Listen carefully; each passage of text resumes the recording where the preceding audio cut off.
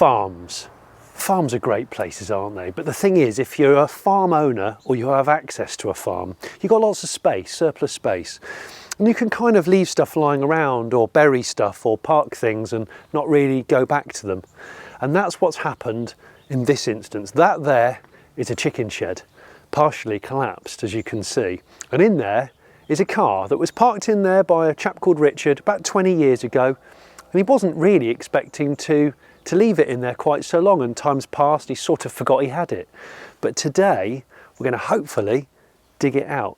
Now, that car back in the 80s and the 90s wasn't particularly rare. It's a Ford Sierra. No, it's not a Cosworth, but it is actually a very rare car. Sierras were everywhere and now seemingly nowhere. We're going to go and pull this stuff out. We've brought some machines with us and I can't wait to do it. We never really know what state the car's in, and in this case it's completely buried and we've got to pull an enormous amount of other stuff out. But I'm going to go and meet Richard, and this is a genuine barn find episode of the Late Break Show.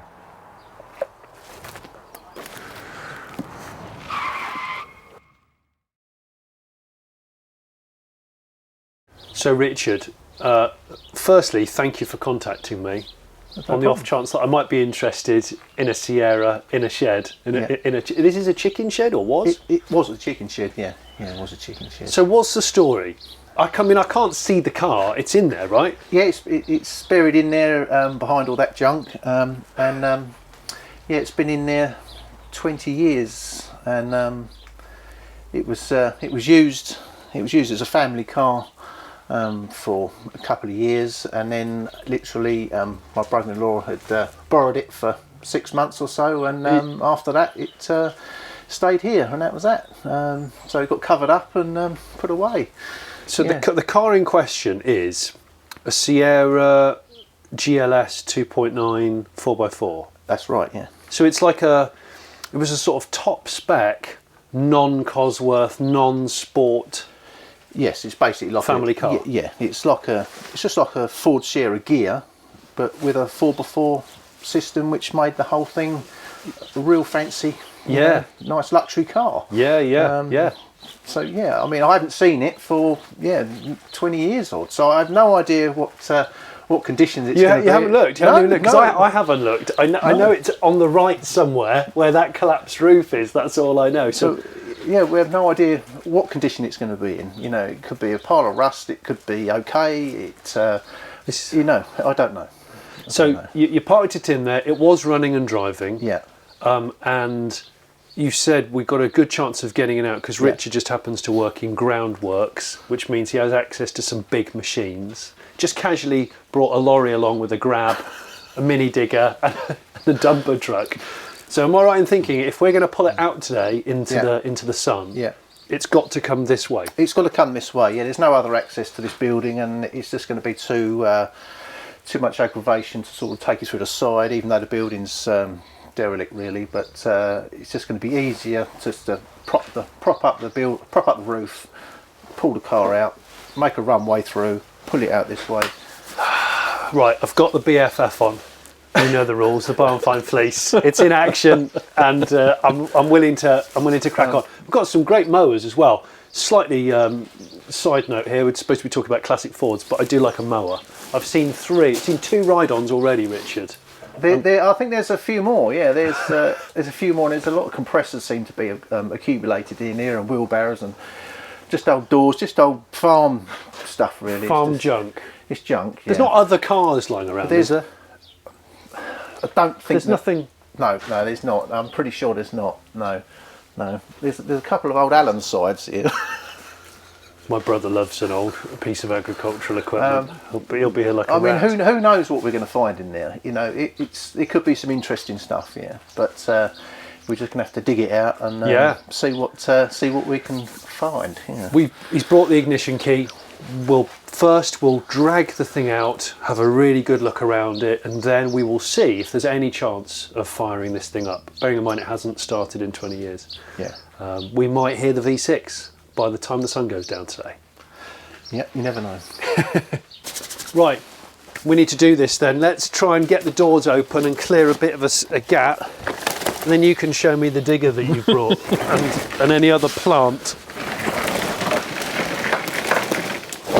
Oh shit, I think the door's just fallen off. I don't think that's much of a door anymore. No, that's not. Yeah, that was a rotten hinge. I bet you never thought that this car would still be here when you parked it in here in 2000. No, well, it wasn't. It didn't even cross my mind. Yeah.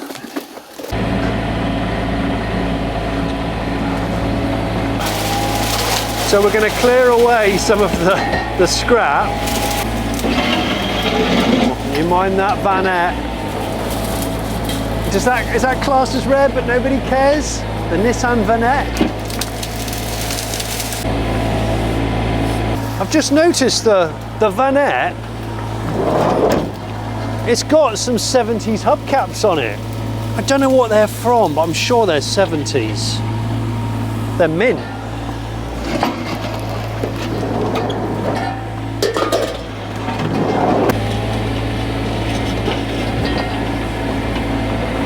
So you're working groundworks, yeah. Hence why you've brought these amazing toys with you, which is great. It saves me having to bring some crappy spade.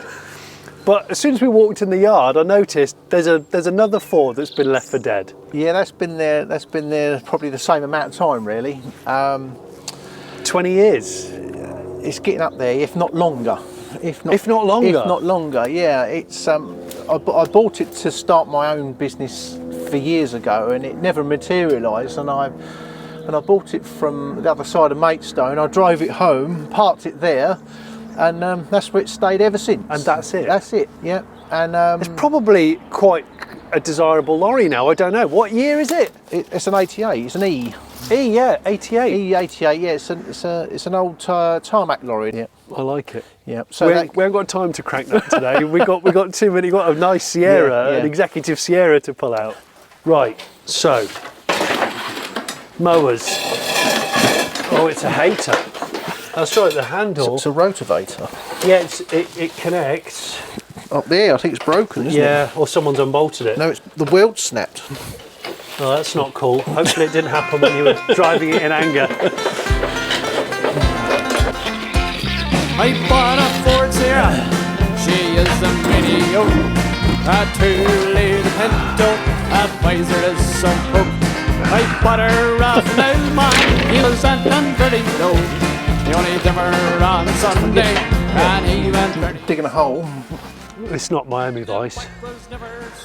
It's Kent Vice.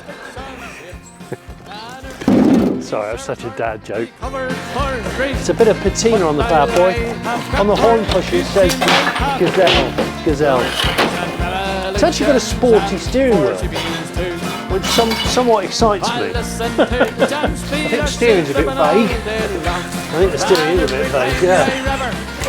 What do you reckon that's from? It could be a Bedford HA van. Do you know what? If it is, it's probably quite rare. I know someone with a Bedford HA. Once we've cleared more of a path, can you see where the roof has collapsed? We'll have to prop it up somehow. That's where Richard comes in with his machines. When I was having a look at like how many GLS Sierra 2.9 4x4s there are, Oh God! they didn't sell that many because they sold more XR 4x4s. Right. Which is the one that people think of when they think of four-wheel drive Sierras, Yeah, don't they? And when they launched when they launched that model in '89, which you told me this is in '89. That's like G89, yeah. Yeah, they launched it in '89 and they sold 1,097, which really is quite low. Yeah, it is low. You think about It is low. how many Sierras Yeah, per yeah. year they would have sold, and then on the road today, taxed, there are 22 in the whole of the UK. Really? Wow. Yeah. Not a lot. No. Not a lot. They must have been on the same production line as the XRs though, Yeah. because they wouldn't it's- settle that up for 1,000 cars, would they? No. Oh no, it's basically an XR 4x4, Yeah, isn't it? yeah. But without sports The seats. trim is different. Without sports bumpers, and it had things like. Oh, it does have a boot spoiler. It does. It has a special boot spoiler. I was reading. We'll see if it's still in it. On it. Yeah. So there's a couple of baths which have got water in. I guess from the roof somewhat being a bit leaky, but right there, I don't know if you can see that sheet, that's the Sierra. So we're getting closer. So this is where the roof has come down, and I don't think it's actually touched the top of the Sierra, but it's like a centimetre away. So it's been saved, but you can see there's the boot spoiler. Under this thick tarpaulin lies the Sierra 4x4 2.9 V6. Look, I spy a pepper pot alloy. They were optional on the GLS. But we're hoping under this really thick tarp that maybe it's been fairly well preserved. What condition was it in when you put it in here? Pretty good. Was it? Too good to scrap? Very too good to scrap. And how much does it owe you? 500 quid. Does it? Yeah. But of course, when did you buy it? Been 2000. Yeah, see, in 2000, Sierras were just not very desirable. Unless it was a Cosworth, I suppose. Well, it had been 9 years old by then, so yeah, anything with MOT of that age would have been that sort of money. Just a thirsty runaround. That's all it was probably deemed. Yeah. Listen, I don't recommend you at home go into buildings that are partially collapsed. I'm willing to do it in the name of saving an old car. So if you know of a collapsed building with an interesting car in, don't go in, just phone me and I'll do it for you. No problem. No problem. I don't know what this is. Is this like a chicken bath? Oh, don't bath chickens. I don't even know. What is that? I have no idea. Is that? It's a feeder, isn't it? Oh, it's a feeder. I thought it was a dog urinal. This is the sign that used to hang out the front. What is the sign? Quality eggs. Free range hens, ducks, geese, quails. How much are they? A dozen? Duck eggs, 90p a dozen. Look at that. Well, 120 hen eggs done. What's cooking in the kitchen? I'll tell you what's cooking in the kitchen. Some retro warning fog lights in the box with a universal bracket with a black leather. Oh my gosh, it is, look. Ooh. I actually like those, the black leatherette finish on the rear. You'd like that one, Richard. Hang on, did you used to have a Citroen GS at one point? Not guilty, no. Did your brother-in-law? No. Was it just bedtime reading then? I have no idea where that's gone.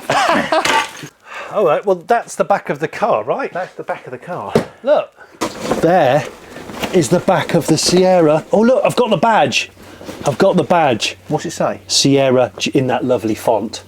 80s font. GLS 4x4. Oh yeah, look at that. Look. Silver and black font. Yeah, G-Reg, Ford dealer number plate, People's Ford. Does it say where from on there? No. No, I've got to say, this is the world's heaviest tarpaulin. Oh, it's I feel like I'm crouching doing a weight bar, for crying in a bucket. Not built for this. A new old stock Bedford HA. Look at this. Look at that. NOS. Just sitting there. Mint. Never even been fitted. My mate Mick will have that, I reckon. So, stand up and stretch your back, because this is the part of the roof that hasn't collapsed. And this is the front of the Sierra. There's this much that has been uncovered on the tarpaulin. But I'm pleased to report that it looks okay. I can see the wiper, the headlight wipers, which was a GLS spec. Is it a washer as well? I think it is a washer. Yeah, it is. And that's as straight as a die, isn't it? The front of that is like... It looks good. The paint looks good. And there's the grill is missing, the little plastic, but the Sierra grills are about that big. They're tiny, Grill aren't they? missing, is it? Yeah, the grill's missing there. Oh. But I wouldn't worry, because that's probably the easiest part. That's probably not Yeah. even... But I haven't uncovered it. I'll let you come and have a look first, and we'll do an uncover on camera. This is where it gets really exciting. We haven't uncovered it. You can see the front of the car has been exposed all this time, but this part of the building is dry. There's a shelf with a load of metal racking that's just tipping ever so slightly this way, but nothing's fallen, it seems. We've got to get this car out. That is the daylight. That's outside. You can see the chimney part there. So this is where it's collapsed. But can you see, this was on the roof of the Sierra, which I think is a carpet set or a... I think it's soundproofing? Yeah, for a vehicle of some sort. Yeah, and I don't know what, but this was on the roof, and this was... That, you can see the distance of where the whole structural member of the roof has come down to. And this bloody heavy-duty tarpaulin has helped to, I think, preserve the Sierra V6. Do you know what I'm worried about is when you start lifting this roof with the lorry, if anything was to drop on it and we've pulled that off, we'll kick ourselves. I don't think there's going to be... don't you? No, I don't think... All right, let's do it then.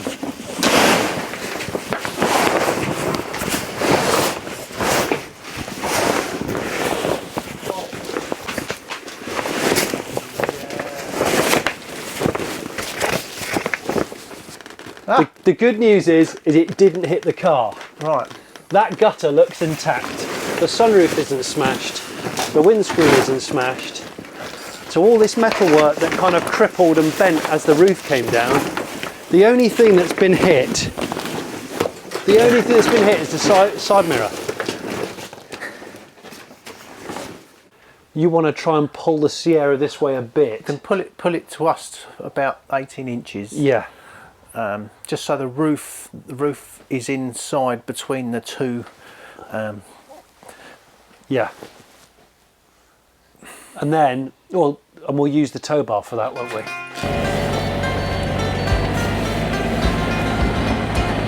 I bought a Ford Sierra. She is a mini oak, a 2-liter Pinto, a miser is some poke. I bought her off an old man. He was acting very low. We haven't been inside the GLS yet, so I'm going to open the door and you can have the first smell. Because after all, it is your car. Hang on. Oh, she was stuck.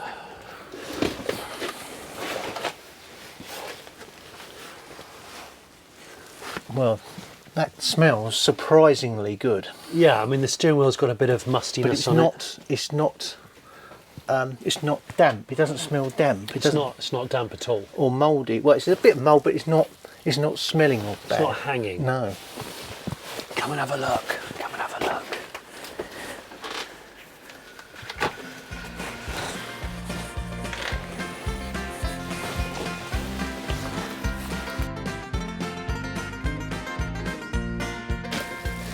So Richard has got a cunning plan, and his cunning plan involves the lorry with the crane that he's brought. I don't know why I'm saying it, you're the expert, you're bloody right next to me.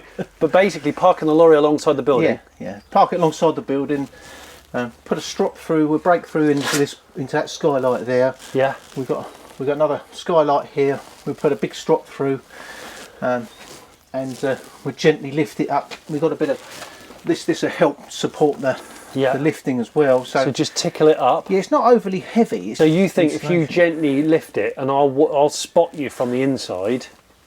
Yeah, I think if we move that cupboard down there and prop up the front one. Yeah. So it doesn't, not this one, the one further down in front of the car. Yeah, down there. Yeah. So as I'm lifting this one, it doesn't want to pivot onto the car. Yeah. That's a good idea. We can do that. In the meantime, tea break. Oh, I have loved Sierras since I was just a boy. My father had a Sapphire, it was his pride and joy. Tuned 2-liter Pinto and a set of 45s. Sure, I loved the lift there, that's it, and doing power slides. Well, Ford built the Sierra in 1982. It come out as a hatchback, and then we got the Saloon, the Sapphire and the Laser. and the rare 2008. 86 I made the Cosworth, and it is history. I listen to the jam speed, I still dipping all day long, and every time I rev her, she sings a different song. If a junction's wide, let her slide, keep giving her the shoe.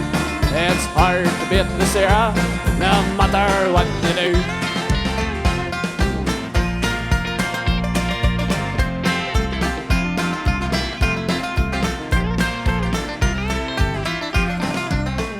I'm so impressed we managed to get it out without damaging it using just a couple of machines. They ripped half the roof off that. You, with that bloody thing bringing it around that corner, that was amazing. 30 years of experience. Yeah, I can't believe it. All for a flipping car. All for a Ford. All for a Ford that's not even a Cosworth. But I think it's wonderful. I think we'll drag it out there. We'll uncouple the roof from there and we'll see if the roof falls in. And who knows? We'll have the bonnet up. Yeah, lift the bonnet up, have a look at the engine, see if it might fire. Who bloody knows? I'm so impressed though. So impressed.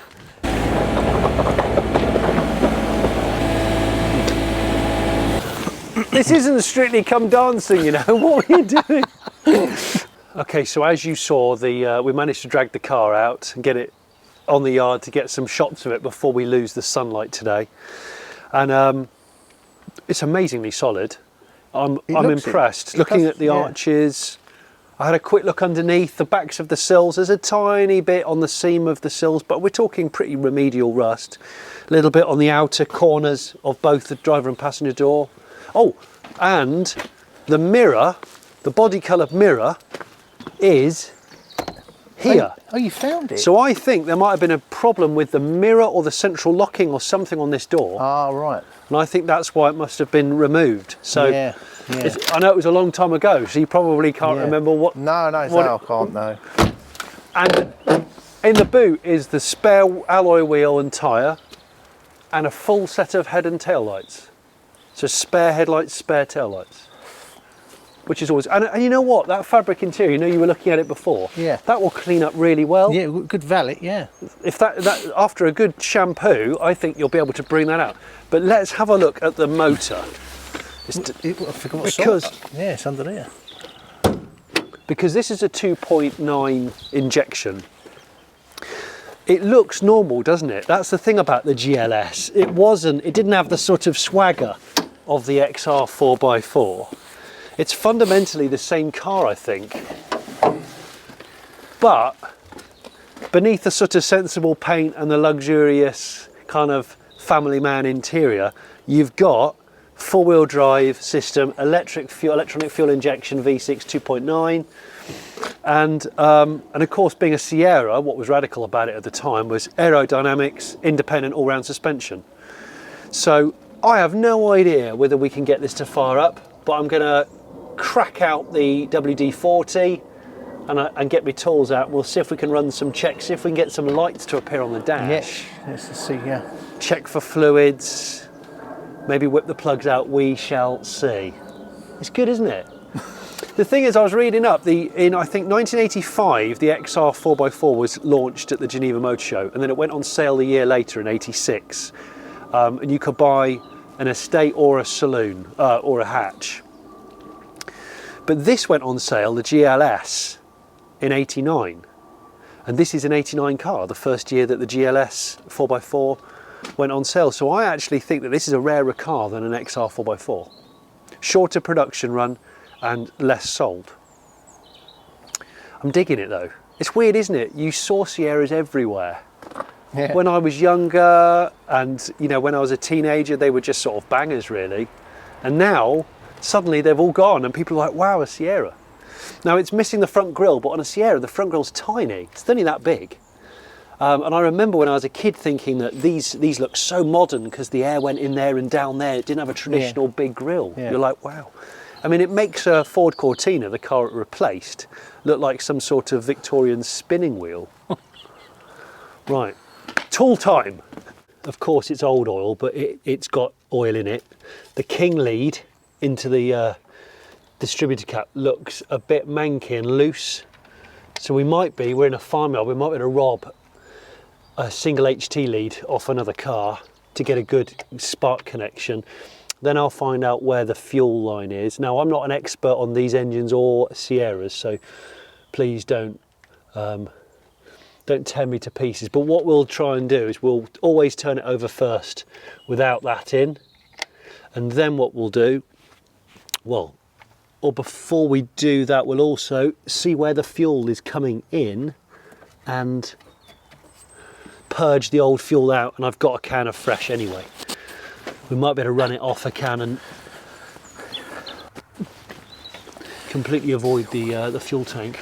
Because what I want to do is turn the key, see if we get the lights open, but that will immediately start the electric fuel pump, which will try and prime the system. That's a clip there. Kind of what you want to do is take the fuel pipes off so that it primes it onto the floor or into a bucket, or so any fuel that's been set in the system for 20 years goes straight into a receptacle, not into there. Or does that pipe just go on to here? But what we could do though, if you've got some pipe, we can always bridge it, can't we? Is that? Oh. No, that's the one. Is it? Yeah. Nice. You're going to have to do the immobiliser, because this has got an immobiliser which I'm slightly fearful of. So explain this to me, Richard, because it looks like a headphone jack. Yeah, I can't explain it to you because it's just exactly what it looks like. And it fits in this hole, you reckon? Yeah. And you just hold it in there, then it cancels out the light, or did do many years ago. How does that work?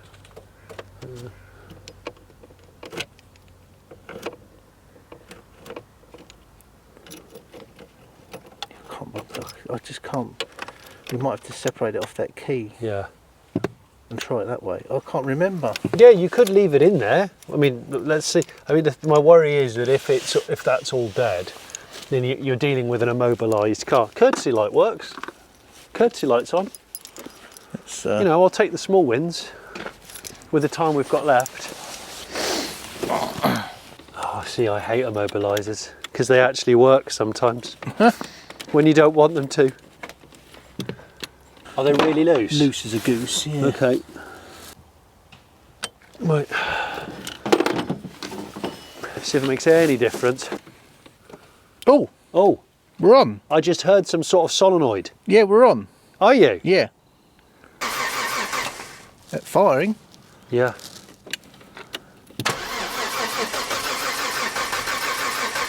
Right.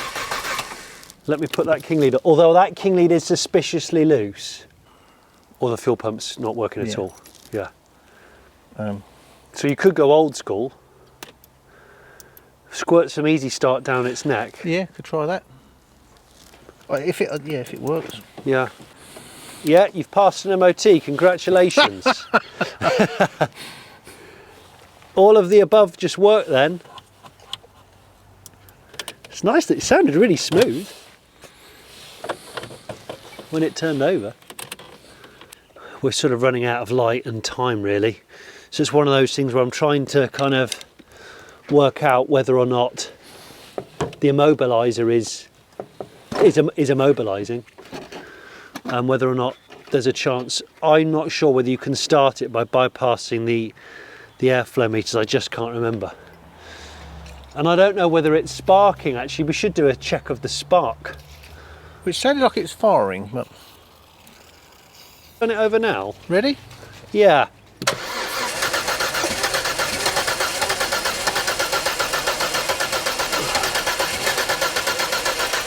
Well, Huh? that's trying to fire, Yeah, it's firing, so... which means you have a spark. Yeah. I mean, I'm just doing it off the easy start Yeah. type can. So it sounds like it's trying to fire Yeah. when I spray a bit of easy start in through the sort of the plenum. So we have a spark theoretically, but what we don't hear is the electric fuel pump. Therefore, the fuel pump could be knackered, or we could have a fuse gone, which might explain why the fan isn't working in the car. No So I'm trying to do all of this as fast as we can, see if we can get it to fire up before the dark emerges. So, chassis looks really solid. Sills look really good. the rear subframe, obviously, which unbolts, that's a bit crusty, but not.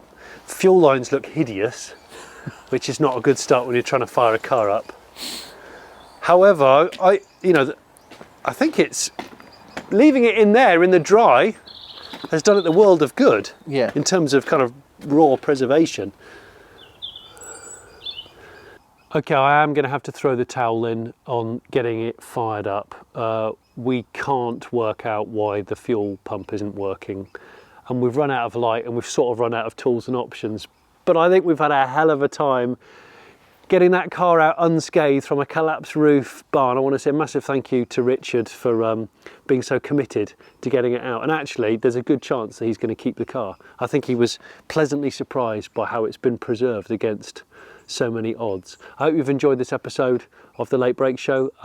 Maybe you've got a vehicle, or you know of a vehicle that's sitting in a hedge or a bat-infested barn, and you want to contact me. Get in touch, the email's in the description below. And thanks ever so much for watching, and please like, subscribe and comment and stuff.